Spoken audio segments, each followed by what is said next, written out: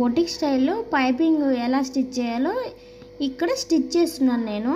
అంతకు ముందు వచ్చేసి నేను ఇలా ఎల్లో కలర్ ఉంది కదా, అదే పీసు పైపింగ్ ఏదైతే వేస్తామో అదే కలర్ పీస్ కొంచెం ఎక్స్ట్రాగా పెట్టుకుని ఇలా మడిచి బ్లౌజ్ పైన ఇలా కుట్లు కనిపించేలా వేసేదాన్ని, 2 కుట్లు. పైపింగ్ ఎంత సన్నగా ఉన్నా సరే అదంత లుక్ వచ్చేది కాదనమాట. ఇప్పుడు వేరే పీస్ మళ్ళీ పైన హెమ్మింగ్కి పీస్ యాడ్ చేసుకుని హెమ్మింగ్ చేస్తే చాలా నీట్గా బొటిక్ స్టైల్లో భలే పర్ఫెక్ట్గా ఉంటుందన్నమాట బ్లౌజ్ అయితే. ఈ వీడియో మొత్తం ఎలా కుట్టాలో నేను నెక్స్ట్ వీడియోలో పెడతాను. ఆల్రెడీ హెమ్మింగ్ వేసిన బ్లౌజ్ ఇదైతే రెడ్ చూడండి.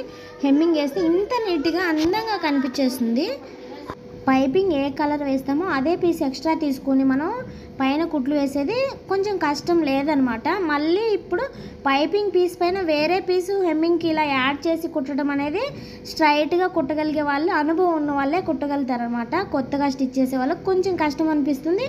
కానీ స్ట్రైట్ పీస్ తీసుకుని ట్రై చేస్తే 2-3 సార్లు ఫెయిల్ అయినా సరే మళ్ళీ ఖచ్చితంగా మీకు అనేది స్టిచ్చింగ్ పర్ఫెక్ట్గా వచ్చేసింది. చాలా నీట్గా వచ్చేసింది. నాకు చూసారు కదా, మనకి పైన కుట్లు కనిపించకుండా ఇలా హెమ్మింగ్ వేసుకుంటే చాలా నీట్గా ఉంటుంది.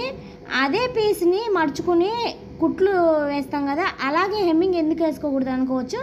అది అంత నీట్గా మనకి రౌండ్ తిరిగే కాడ తిరగదనమాట, నిలుక్కుని అలా ఉంటుంది, నీట్గా ఉండదు. మనకి సపరేట్ పీస్ వేసుకుని హెమ్మింగ్ చేసుకుంటేనే ఎక్కువ లుక్ వస్తుంది. చాలా పర్ఫెక్ట్గా ఉంది స్టిచ్చింగ్ అయితే. నెక్స్ట్ వీడియోలో ఎలా స్టిచ్ చేయాలో చూపిస్తాను.